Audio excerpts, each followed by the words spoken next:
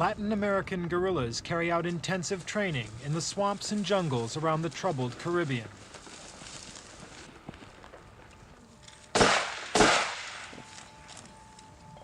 These fighters, if they have their way, will return to their homeland and overthrow a government they hate.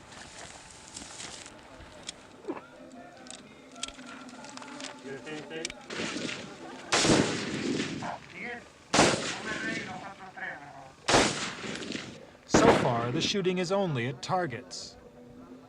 And the training ground here is not on a Caribbean island. This is the United States of America in the Everglades swamps of Florida.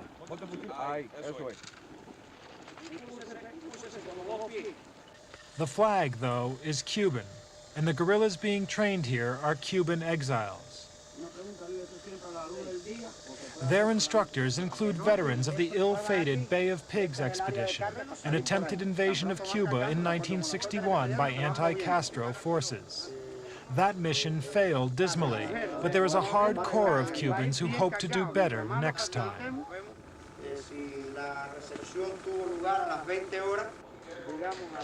The main target of the exiles is, of course, Fidel Castro, hero of the 1959 revolution, a friend of Moscow, and supporter of left-wing guerrillas everywhere.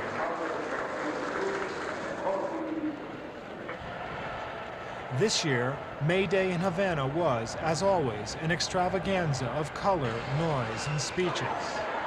Seeing the vast crowds, it's difficult to believe the claims of the émigré groups that Castro is a total failure, or that the vast majority of Cubans would like to get rid of him. But Castro's unbroken leadership over 2 decades of revolution have clearly not turned Cuba into a workers' paradise. Already heavily dependent on the Soviet bloc for economic aid, Cuba found itself in worse trouble after poor sugar and tobacco crops, its main sources of income. On the political front, Castro has lost some standing in the Third World because he supported the Soviet invasion of Afghanistan.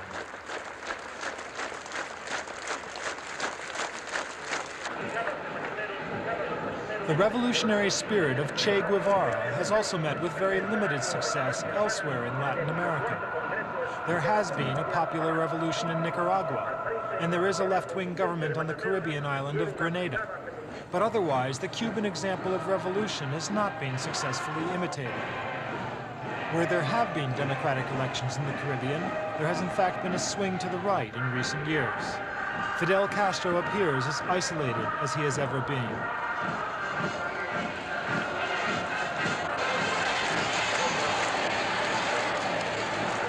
The new Reagan administration in Washington has had the effect of increasing tension in recent months.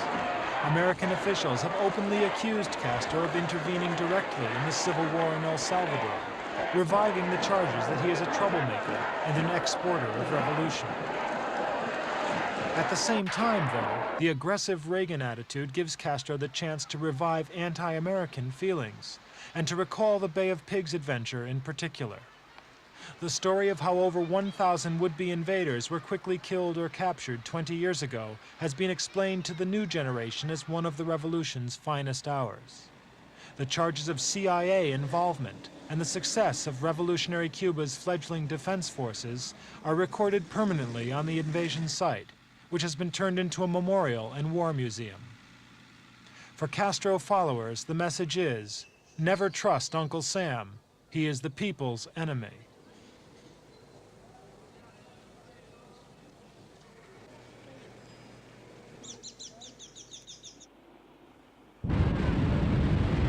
For an estimated 800,000 Cubans, though, the United States is a haven and refuge, a land of prosperity and political freedom. The Florida climate just across the water from Cuba reminds them of home. And it's in Florida, and in Miami in particular, that most of these Cuban exiles have settled. The first to come were perhaps supporters of the Batista dictatorship overthrown by Castro. But since then, disillusioned Cubans of all backgrounds have made the trip to the USA.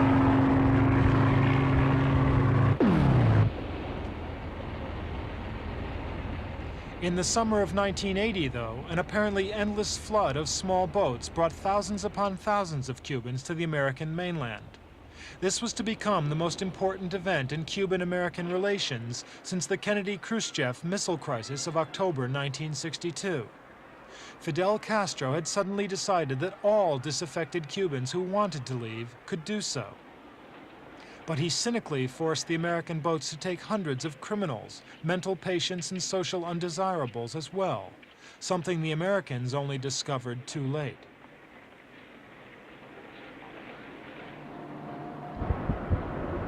The vast majority of exiles have settled here in Little Havana, a sprawling quarter of Miami covering some 300 to 400 city blocks. Cubans own practically all the shops and businesses, and Spanish is the only language spoken. This is Domino Square, where the Cubans meet, trade, and exchange gossip. Last summer's flood of boat people brought in over 125,000 exiles, and it has put a tremendous social strain on the Miami community. The American federal authorities have spent hundreds of millions of dollars trying to improve the situation, and in spite of a rising crime rate, the new arrivals have settled in well.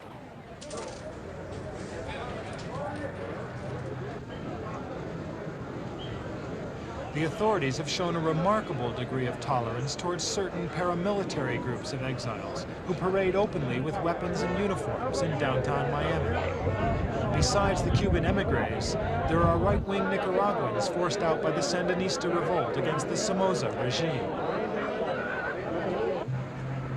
It's an alarming sight in an American city, hardly lessened by the singing of the Star-Spangled Banner.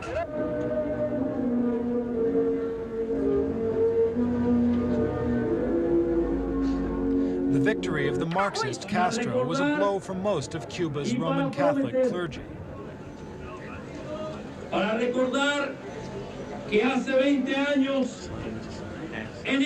The events of 20 years ago must not be forgotten, he says. The fight against Castro must go on, and it is going on.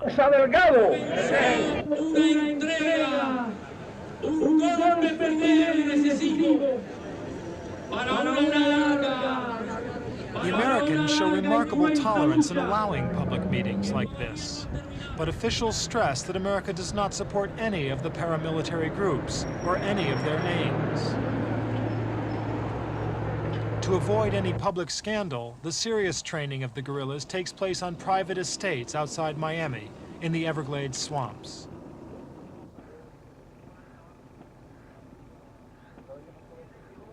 The recruiting campaigns have been given a boost by last year's new flood of Cuban exiles, and also by the presence of battle-hardened remnants of General Somoza's defeated National Guard in Nicaragua. America's liberal gun legislation allows them to carry around their own weapons, and officially they are not breaking any federal laws. It would be an offense, though, to launch an armed attack against another country from American soil.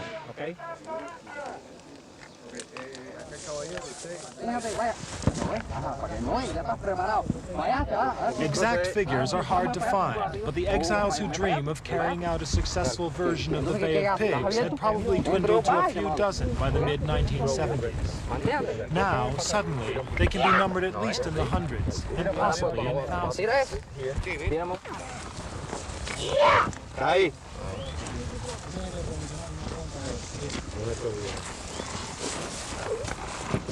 The exile groups interpreted last year's refugee exodus as a sign that Castro's communism is tottering and about to collapse.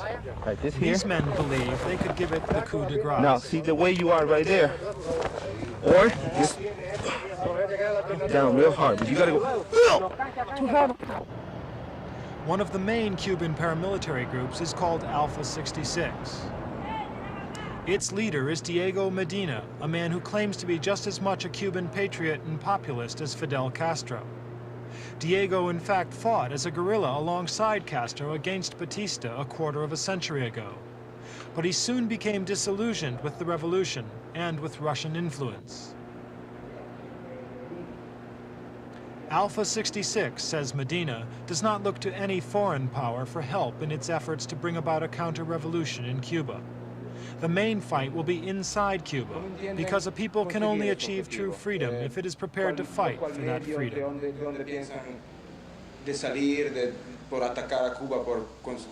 Bueno, Fundamentalmente, estamos hablando de una lucha interna. Dentro de Cuba ya se están produciendo. I should stress that I am referring to an internal struggle. Inside Cuba, there have already been many clashes and acts of sabotage. The basic strategy is an internal rebellion, either through a popular uprising or a revolt within the armed forces, where, as we know, there is a lot of unrest.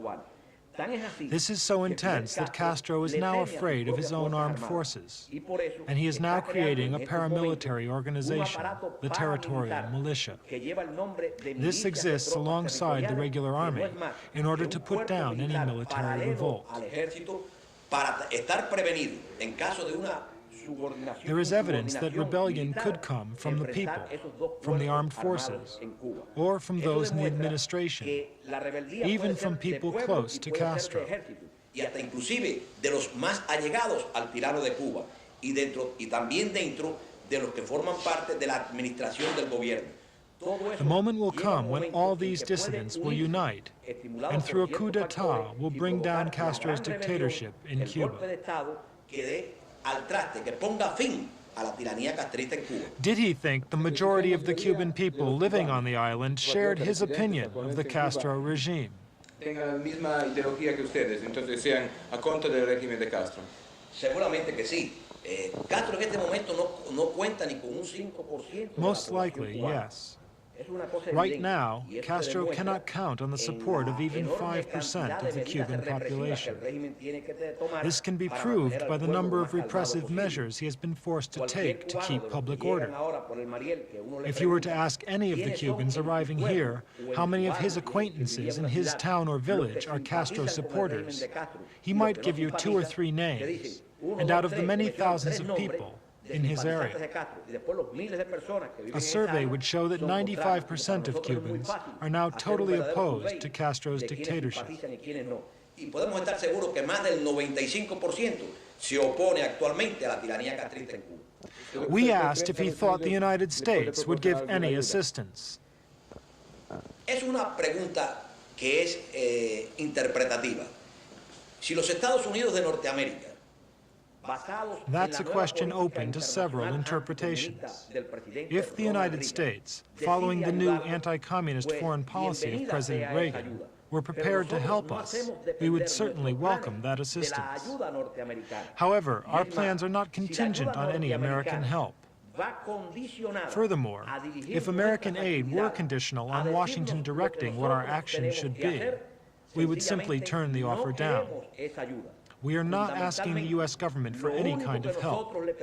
All we are asking is that the Americans don't place any obstacles in the way of our activities.